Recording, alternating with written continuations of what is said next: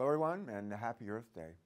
For over 40 years, Earth Day has been a very special occasion for me. When I was a young flight officer stationed near San Francisco, I joined literally thousands of people, tens of thousands of people, just like a lot of you, to celebrate the very first Earth Day. I think I was 4 years old. Well, not really. In a remarkable way, though, that day, some 43 years ago, helped to change my life, and ultimately leading me to serve in the same United States Senate where Gaylord Nelson, the founder of Earth Day, served all those years ago. As we observe Earth Day's 43rd birthday, we're reminded of the progress we've made in the past 4 decades to help clean up our environment, from passing the Clean Air Act to enacting new standards limiting carbon emissions. We cannot afford to rest on our laurels, though. I know that, you know that. We still got a lot of more work, a lot of additional work to do. Air pollution still contributes to the death of thousands of Americans every year. Our nation's already seeing the dangerous effects of carbon pollution. We're seeing it in Delaware through rising sea levels and rising global temperatures and more violent storms like Hurricane Sandy. And harmful fossil fuels are still our energy source of choice. As chairman of the Senate Subcommittee on Clean Air, I work every day with my colleagues to try to address these environmental challenges. For me, for my staff, every day is Earth Day. You know, some like to claim that we have to choose between cleaning up our environment and growing our economy. We all know that's a false choice. Some of the best ways to improve our environment, frankly, are also great ways to create jobs and grow our economy. A great example of this is making our cars, trucks, and vans more fuel efficient, something both the President and I have strongly advocated.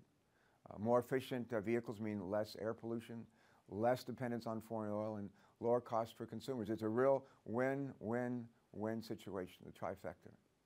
Another example is investing in clean American energy sources, especially renewables like wind, both offshore and onshore, and solar. For example, the University of Delaware has shown that the wind off the Atlantic coast, off of Rehoboth Beach, has the potential of generating some 330 gigawatts of power. Now that's enough power. How much is 330 gigawatts? That's enough power to replace about 300 dirty, large coal plants, old coal plants, and enough power to support 9 states. That's 9 states from Massachusetts down to North Carolina.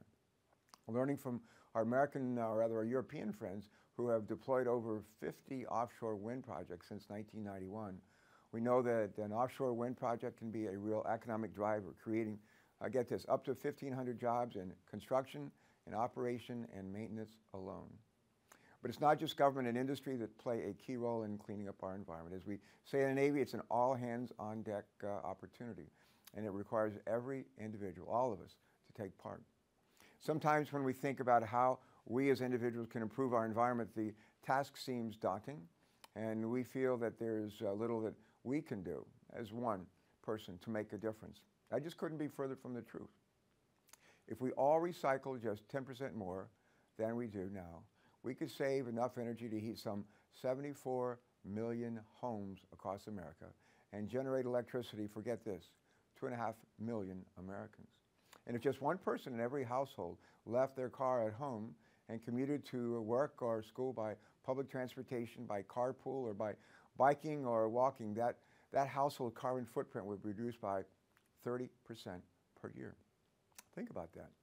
A third of our carbon footprint wiped out by a simple decision to be active or to slightly change our habits.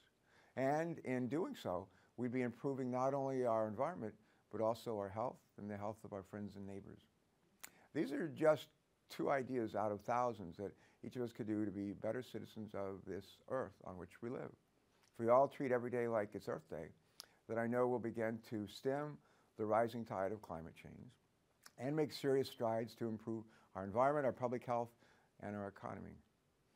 Together, our small choices can make a real big difference, even in a little state. All right, happy Earth Day.